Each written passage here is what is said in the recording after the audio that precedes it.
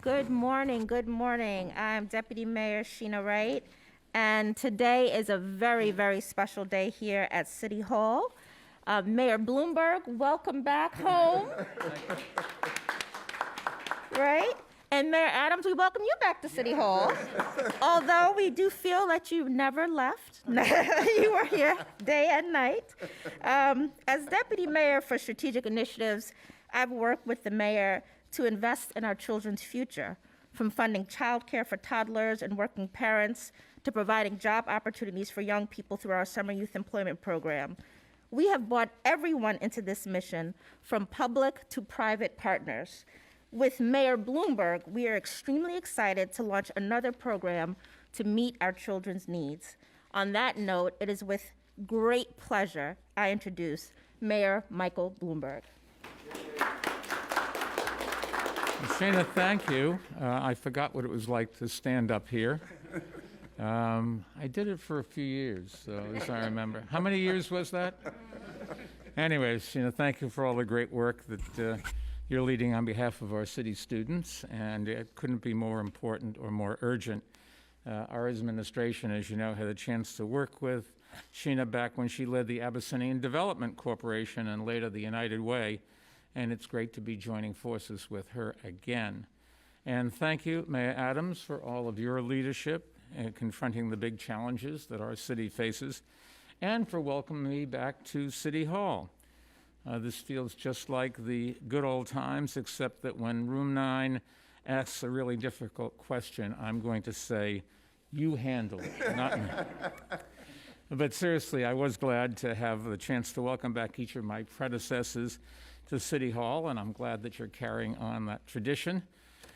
Now, I know we've just passed your 100th day in office, and I remember reporters asking me when we hit 100 days, what did you do?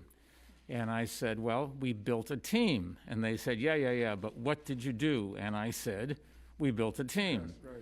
Right. It didn't make headlines, but it did make possible all the success that we achieved over the next 4,000 days, because it all started with a great team that we built, and the vast majority of whom actually stayed for 8 to 12 years, if you go back and look. It's really quite amazing. In a business where people turn over every 6 months to 2 years, lots of people stayed around, and they stayed around because we were making a difference and they wanted to be part of it.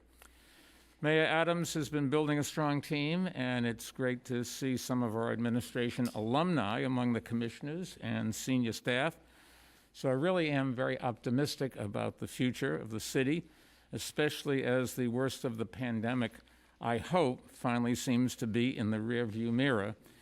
But for a lot of young New Yorkers, the crisis of the past 2 years may only just be starting unless we act, and that's why I am here today. The data is clear, and it paints a devastating picture. After 2 years of school closures and inadequate remote instruction, students across the United States have fallen behind, sometimes as much as a whole year.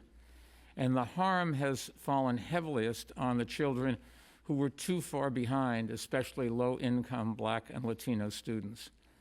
Without urgent help, many of them will fall either further behind, which could have devastating effects on their chances for graduating high school and going to college or beginning a career.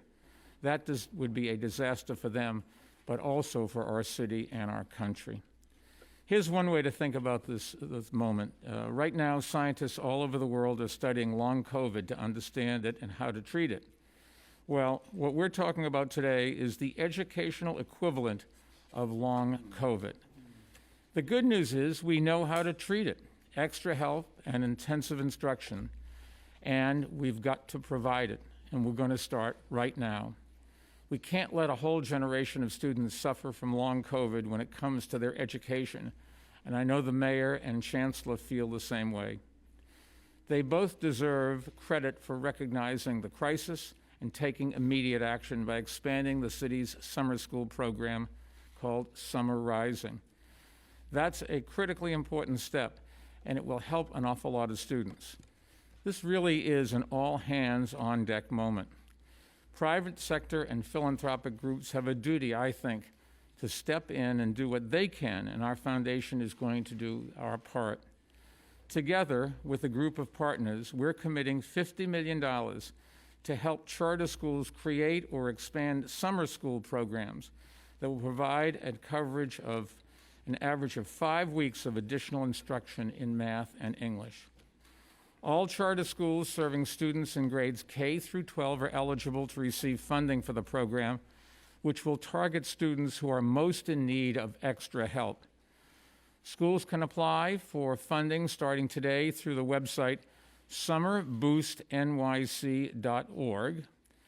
The funders joining our foundation in this effort include Ken Griffin, Stan Druckenmiller, the Carson Family Charitable Trust, Robin Hood, Gray Foundation, and the Wallentis Foundation. And I wanted to publicly thank them for their generosity and for stepping up to help students at a pivotal moment in their lives.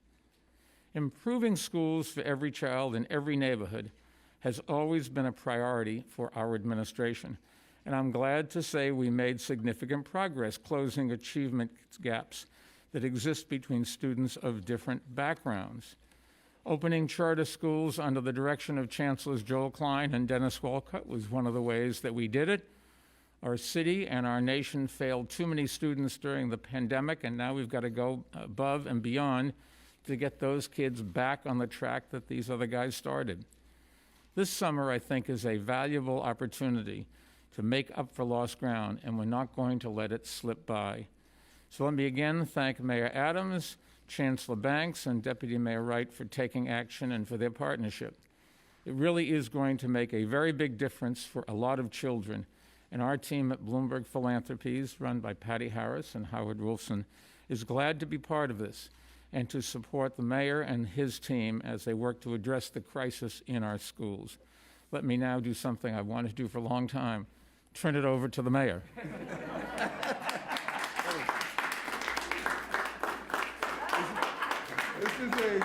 This is a COVID-friendly handshake. You know that? That's the most ridiculous thing I've seen. Thank you so much. And this is definitely a Carter moment. Welcome back, welcome back, welcome back. And the staff was excited to see the mayor walk inside, watching him come through the security and up the steps. As he stated, some of his alumni still here, serving government, committed and dedicated, and we thank you. And we thank you for what you're doing around not only education. It's no secret after the primary win that we communicated with the mayor often. Sheena and I went to visit him over at his office and just ask for his input and to just really be a part of this campaign. It was a miss for so many years, far too many years, I believe. His willingness to do things like this didn't start in 2022. He wanted to continue to assist the city, what he has been doing all over the country. He was the modern-day Paul Revere around gun violence. If we would have embraced what you were doing in cities across the country around gun violence, we wouldn't be where we are right now. He was stating it was getting out of control. And so I cannot thank the mayor enough, and Howard and Patty, just for being committed to our children and our families in the city, because it goes together. And so to Michael and the Bloomberg philanthropic initiatives, we want to say thank you. The summer boost in New York City is so needed. And I don't think anything personified that need more than what was stated about long-term COVID. We did something in Bushwick about the physical aspects of long-term COVID, but the long-term COVID of education, our children are behind in reading and math. And this is going to have a long-standing impact, not only for all children in the city, but it's going to impact those children who were already behind. And if we don't get on top of this and focus on this, it's going to have an impact on our children globally. Employment, being able to provide families, to buy a home, to pay for education for their children, and so many others that we believe, other things that we believe are important to look at. This massive investment that this administration is receiving for those children in charter schools is going to help children and families all over this city, and is going to make our schools work for everyone. I am not going to be caught up in the conversation of separating children based on the names of the schools they are in. They are all of our children, all of our children. And today, we are investing in all of them. $50 million investment in the education of our kids. Every young person, whether they are in district schools or charter schools, they deserve to have a quality education. That is what this administration is saying. That is what this mayor is doing today. Too many of our sons and daughters are behind because of COVID and because of failures. They both go together, and they have been compounded this year. They have dealt with remote learning, illnesses, absences, learning loss. It's just a combination of what has hit these children, and it's just unfair that adults' problems have turned into the crises for our children and future generations.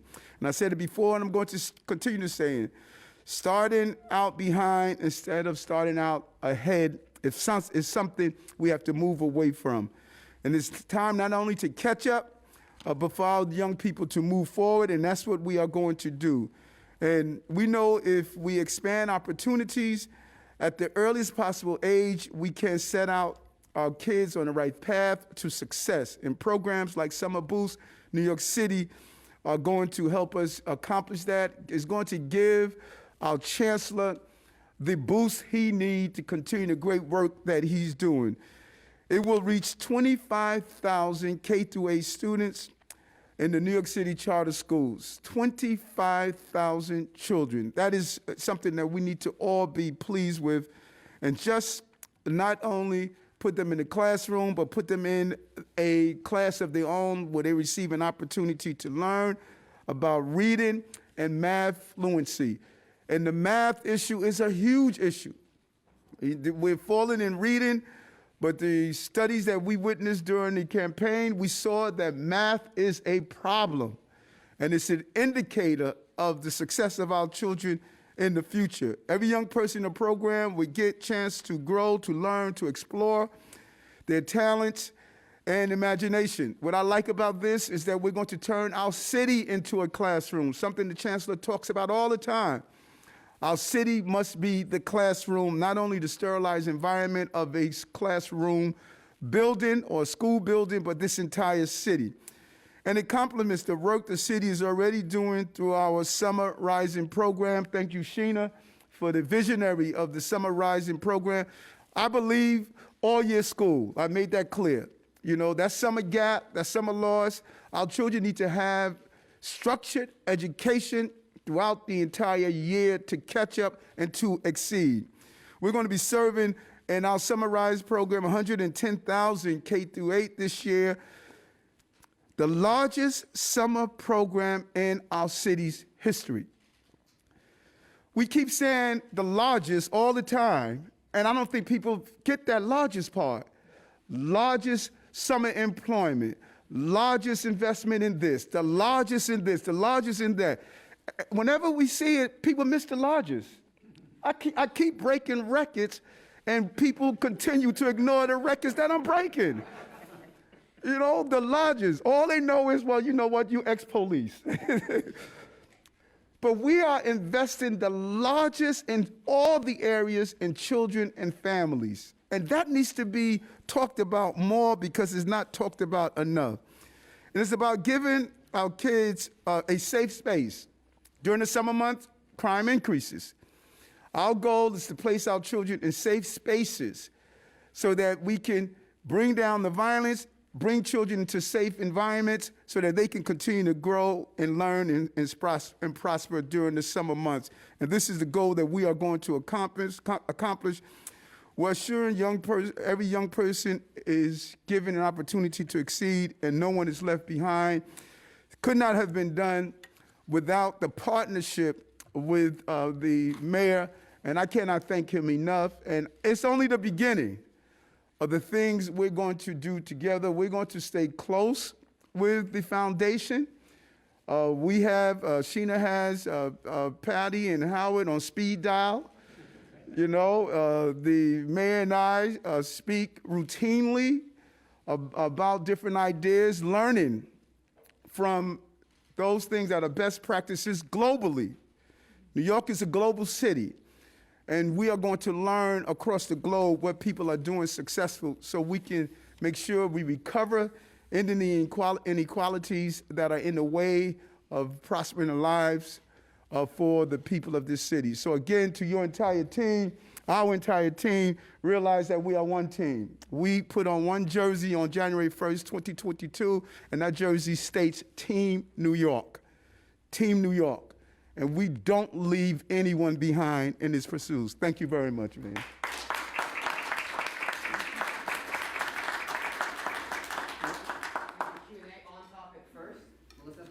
Thank you. Hi, Mr. Mayor. Nice to see you, both of you, Mr. Mayor. Is this something that already exists in the public schools? You alluded to the fact that students in district schools will also be getting, expanded summer programs. So can you talk about what this grant does? Does it even the scales between what district schools have and charter schools have? Or will charter schools now have something that district schools don't? The mayor has a program for all kids in New York City, whether they go to public schools that are charters or public schools that are not charters. In the past, the non-charter kids were not covered, but the mayor has chosen to cover them as well. This is a grant for the most in need, let's say a third of the kids in charter schools who've been left behind, to give them some extra work in the charter schools. And the charter school people thought that they would like to take a stab at helping their kids, and that would be a role model for everybody. And so we're funding that. And so that's where the $50 million is going, of which I think Bloomberg Philanthropies put in 2/3 of it, and then 1/3 from the other people whose names I mentioned. Julia?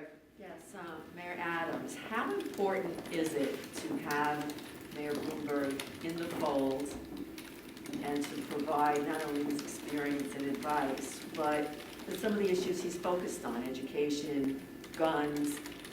Where will you rely on him? Well, so many. I don't think there has been another mayor in our city that walked into office dealing with a question mark that lingered over the success of this city. People don't realize the mayor came in after we saw the center of our trade collapse after the terrorist attack. He inherited a difficult time and had to turn around the city. And so here's a person who has gone through it. And so when I look at the issues we are facing now, and I look at, when I read his book and read other things of what was going on during that time, of why are we attempting to ignore a person who has already gone through it? And so when I sit down and bounce ideas off of him, talk about the recovery of the city during 9/11, what was going through his mind, what should we do differently, it's just really, it's a handicap not to have that. And so, when you see the level of calmness that I have, because I already spoke to Mike, and I know we're going to get through this, So, when I keep saying New Yorkers are resilient, that we're going to make it through this, we're going to get through this. We're going to get through the crises that we are facing because we got through it already, and we're going to get through it again. We are New York strong, and we had a mayor that showed us how we could be New York strong. Hey, Mr. Mayor, glad you're feeling better. So for both Mayor Adams and former Mayor Bloomberg, can you talk a little more about, especially given that the Summer Rising program is open to students in charter schools, Why did you think it was important to invest in a whole separate program? Was there something about Summer Rising that was not working well, or charter No, schools? it was that the charter schools wanted to take a chance, take the opportunity to try what they've been doing during the school year for the summer schools, which they didn't have before. And so it's extra money for them, but keep in mind, charter schools students don't get funded by the state anywhere as near as much as non-charter schools. So that's probably 20-odd% less. But it's a little bit to make that up, but also because the charter schools wanted to do it and didn't have the funds to do it.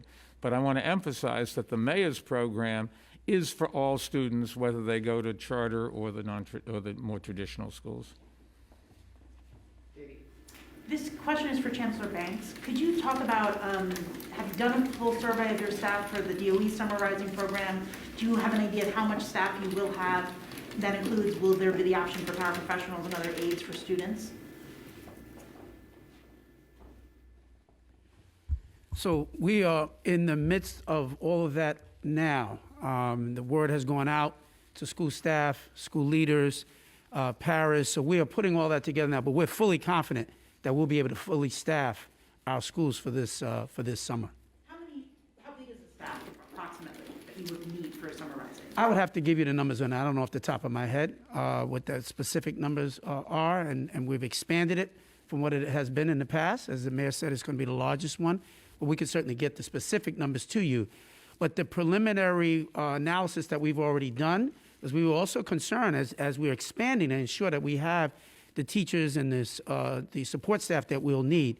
But we're also working that together with dozens and dozens of community-based organizations who are also partnering with us in this process as well. So it's not simply school staff, but we've engaged the entire community, the village, if you will, as part of this process. That's a big part of what's making this such a special summer that we've got planned. But we feel really good. We can get you the specific numbers very shortly.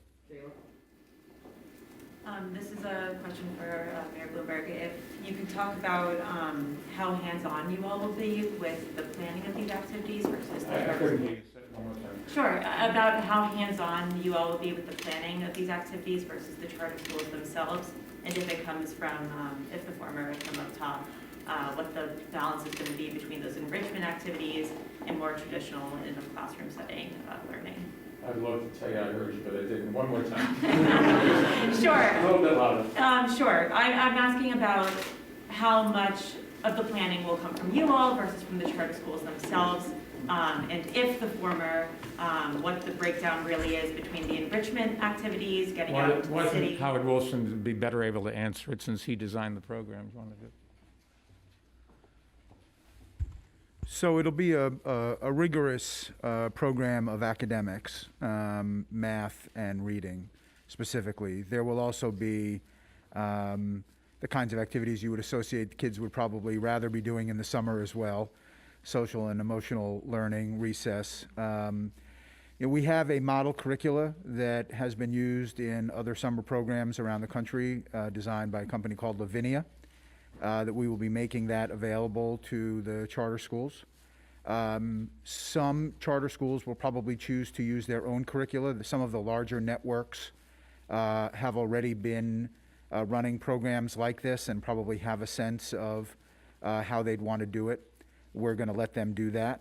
But some schools who have never had the money to do this will likely use the model curricula that we'll be providing. And so it'll be a mix. Some will use it, some won't. But there will certainly be a minimum standard of academic instruction, even for kids as little as first grade. We'll have kids tested at the beginning, and we'll have kids tested at the end to gauge the progress. Hopefully there will be a significant improvement over time. So we'll be working very closely with all the schools. Every school will be eligible, and hopefully every school will apply. Okay, so our first question is going to come from Steve Burns, WCBS. Hi, good morning. Former Mayor Bloomberg, current Mayor Adams, glad you're feeling better. Mayor Adams wanted to ask you about this as it relates to your budget proposal. A $375 million cut to the DOE was included in your budget. And given the rhetoric around how much help all these students need. I wanted to see how you reconcile that with that kind of a cut to the DOE budget. We ask, I said on the campaign trail, promise made, promise kept. We ask all of our agencies to do a 3% PEG without hurting the services. I stated that, there was fat in the budget. They were fat in our agencies, and we have to be more efficient and more streamlined and deliver a good product. The chancellor went in, he looked at that, and he determined what areas he was going to make those adjustments. And I have the utmost faith in the chancellor that he's not going to impact education, quality of service, and taking care of our children. That is how the decision was made. Okay, next we're going to go to Emma Fitzsimmons with the New York Times. Hi, Mayor. I have an off-topic question for you about the pandemic. Can I ask that now? Go ahead. I'm sorry, hold on. Let's finish up, and then we'll come back. We won't forget you. Don't forget Emma from the New York Times. That's all on topic there. On topic here, education. Mayor Adams, a couple days ago, you announced the return and expansion of the Gifted and Talented Program. Could you talk about that? Yes. The Gifted and Talented Program. You announced it a few days ago. You expanded it, bring it back. Could you just talk about that? Why it was so important to expand it and how it's different than the previous iteration of this? Because, and I'm pretty sure the chancellor could speak on it, accelerated learners learn differently. It doesn't mean, and as the chancellor states all the time, that we don't want and continue to have a mixture of students in the classroom, but we have to be focused on how do we move barriers for all of our children, including accelerated learners, and that's what the chancellor did. And I have the utmost respect and confidence in his ability to understand what are the needs of our children. You want to touch on anything in particular? I think the most important thing to note here is that we've continued to listen to our families across New York City.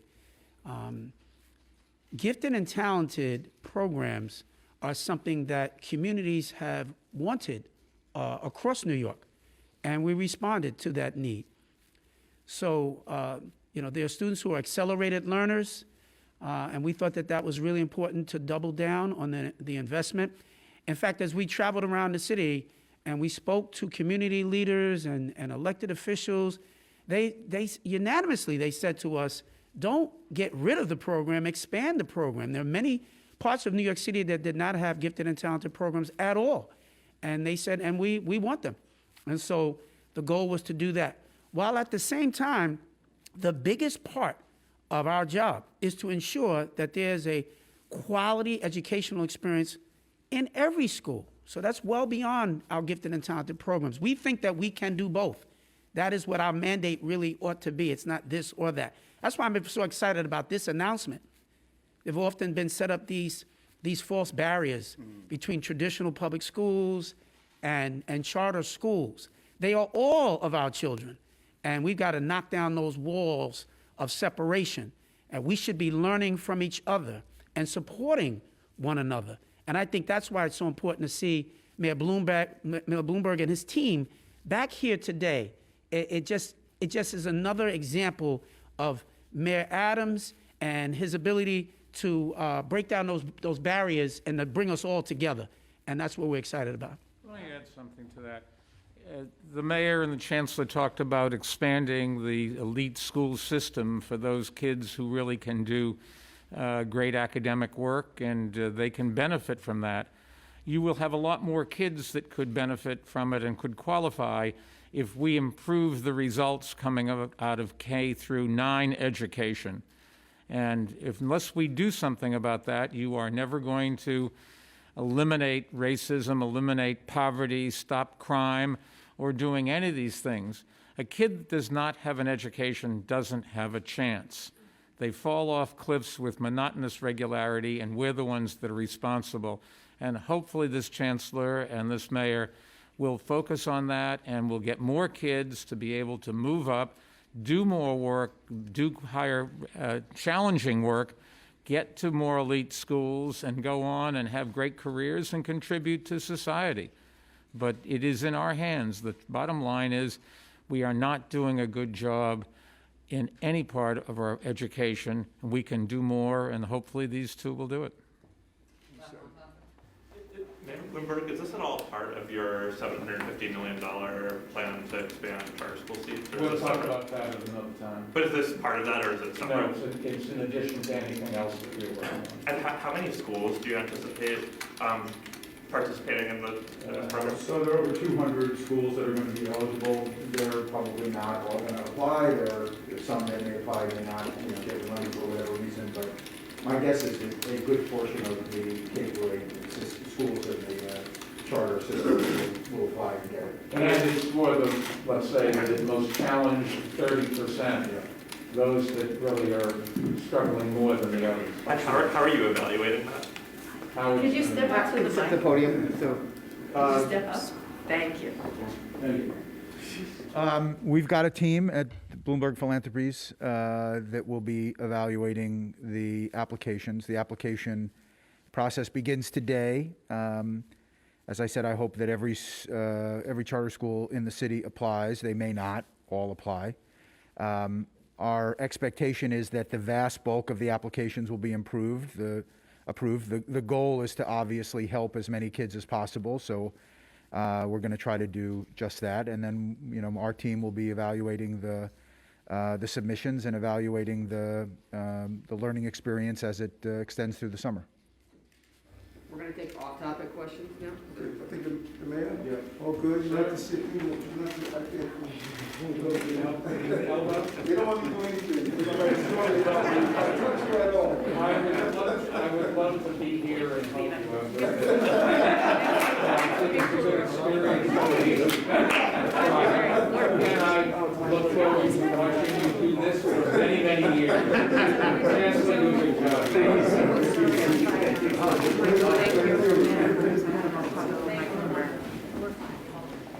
had an off-topic for Mayor Michael Bloomberg. You catch it. He'll be around a while. Mayor, your COVID cases right now are increasing in the city. And I'm your sorry, own what's that? COVID cases right now are increasing in the city, and your own health commissioner is advising New Yorkers to wear masks indoors and saying the risk level is probably going to be increasing from low to medium. Have you thought about reinstating the mask mandate for indoors, or what level would it take for you to apply a mandate and not just a recommendation from your city health commissioner? Listen, we have an amazing health commissioner who really always is extremely cautious. 8:30 every day, I speak with him Monday through Fridays, and if I need to reach him on the weekend, I communicate with him. We have a standard before we move to the next color-coded system. We're not there yet. And so we are advising New Yorkers to wear a mask, but we're not at the point of mandate right now. Our hospitalizations are at a steady level, deaths are at a steady level. As the cases tick up, we're not at the area where we have to move to the next level, and he will advise me, and I will make the announcement with him.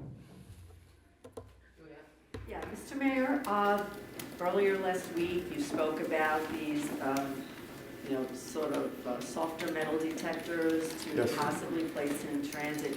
You had earlier spoken about doing that in schools. Mm-hmm. Where are you with this pilot program or reviewing some of these types of pieces of equipment? I'm excited about it. I'm excited about the technology that's associated with keeping people safe.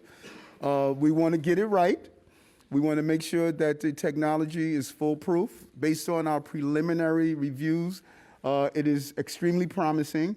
And Deputy Mayor Phil Banks, Deputy Mayor of Public Safety, I have given him this charge, and as soon as we're ready to announce and roll it out, we're going to let everyone know. We're not going to sneak it in. We're going to let people know exactly what we're doing. And I think New Yorkers are going to feel safe knowing that when they swipe their Metro cards that we're doing some type of checks and make sure people are not carrying weapons on our system. So we're close to it. He's on top of it, and I cannot thank him enough for, I gave him the charge, and he went out there and looked for the devices and the technology that I'm looking for. Have you determined the device yet, and is there a target date for We're looking at 3 devices. We haven't narrowed in on just one yet. But we're looking at 3 devices, and once we know, we'll make that announcement. Hi, Oh, Mayor yeah. Adams, I have 2 questions. So Yes. first, yesterday there was a report about a letter that you wrote to the congressional delegation about how you're not pursuing this chocolate milk ban in schools in the interim, and that you're looking at a pilot program and federal legislation requiring plant-based meals. Can you talk through why you made that decision and whether you'll pursue a ban in the future? And then my second question is, can you talk through your next steps on mayoral control? Are you talking to Governor Hochul and lawmakers between now and June? Like, what do you anticipate will happen? Yes. I think that the reports of my demise on this issue are falsely reported. We basically stated that we are looking, we want alternatives before we do anything. Chocolate milk, here's the science behind the use of chocolate milk.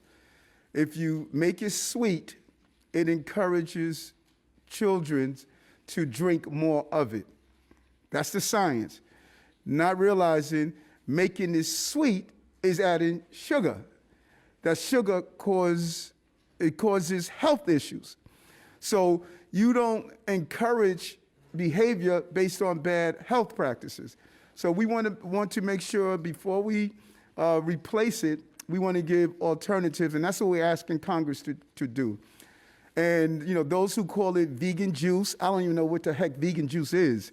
It's stating that we have to move away from giving our children foods that we know are unhealthy. And this is a tough, this is a tough approach. I know people have normalized, this chocolate milk conversation. So we have not abandoned that. We're looking at alternatives, like you look at alternatives to everything, alternatives in fuel, alternatives to transportation. We should be in the method or the mood of how do we find better, healthy ways to do the things that we have historically done that are wrong. Now, talking about mayoral control, first African-American mayor to have mayoral control, first African-American chancellor to be there together with that mayor. And let me tell you something else. We're both public school students. We came up through the system to state that other mayors that did not go through the public school system had mayoral control, and David Banks and I, the chancellor and I, we can't have it. That just sends the wrong message. So we have been having conversation with our lawmakers, and we think it's imperative for us to continue what we're doing to have complete control of our school system with family engagement and input, like we did with the gifted and talented programs. We believe in parent engagement, but the ultimate decision must come down to Chancellor Banks and Eric Adams. Okay, first we're going to go to Emma Fitzsimmons with the New York Times. Did you get Hi, Emma? Mayor. Yes, thank you. Okay. So it looks like this city is going to enter the yellow alert level for COVID this week, and yellow calls for considering bringing back masks at K through 12 schools and considering bringing back the key to NYC. Will you consider those 2 steps? I'm going to speak with my doctors in the morning, and you use the most important term, considering. I'm going to factor in all the information, and then after meeting with my health team, we're going to make a determination. COVID is a formidable opponent, and if you become rigid, you're not going to be able to shift and pivot with COVID. COVID does not follow any rules, and so we have to be willing to pivot and shift. And so based on the doctor giving their medical advice, our health team would sit down and say, this is what we're going to do as a city, because we have to factor in everything. And I think Governor Hochul was right when she stated we can't close down our city together. We need healthy bodies, healthy minds, and healthy economy. They all go together. And so we're going to look at the data, look at the information, look at the advice from the doctors, and then we're going to make the appropriate decision how to move forward. And we will continue to pivot and shift. I'm not going to be ashamed to come to the microphone and say we're moving in another direction. COVID is unashamed about trying to disrupt our lives, and we cannot be ashamed to pivot and shift where the needs are. Okay, next we're going to go to Courtney Gross with New York One. Courtney. Hi, Mr. Mayor. Hope you're feeling better. Yes, I am. I just want to follow up on that. We'll follow up on two things. I know we're talking a lot about this yellow alert level and the specter of it.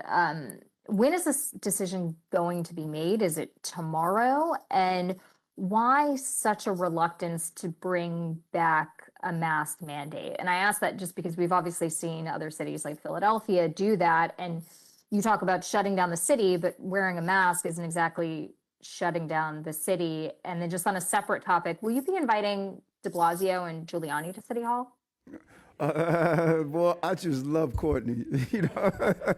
So let's peel back the question, lay at a time. One, there's no reluctancy. Part of our recovery is not only actual, it is perception. And we're going to balance that. And because of the amazing job that New Yorkers have done, vaccines and boosters, because of the safeguards we're taking, because of us doing the right thing, we're not seeing those high level of hospitalizations, hospital systems being overpowered, the high level of deaths. We just have done the right thing here in the city. And we're unlike any other city in America. This is New York. The uniqueness of our city calls for different ways of managing any type of crises. And so if we get to the place of mandate, we will make that call. We're not there yet, and we are encouraging New Yorkers, as we did with PSAs and communications around the holidays, because a lot of our young people are home, people get together for holidays. We are encouraging New Yorkers, wear the mask if you feel uncomfortable, if you don't know the status of a person's vaccine, if you're at gatherings. So there is an encouragement we're putting out to New Yorkers. We're just not at the place of mandate right now. And the second, about me bringing Bill de Blasio, yes, I'm looking forward. I speak with Bill all the time. Matter of fact, I think we're getting together in the next few days to go over some stuff based on his observation. And so I look forward to Bill de Blasio returning. And I reach out to mayors that I can learn a lot from.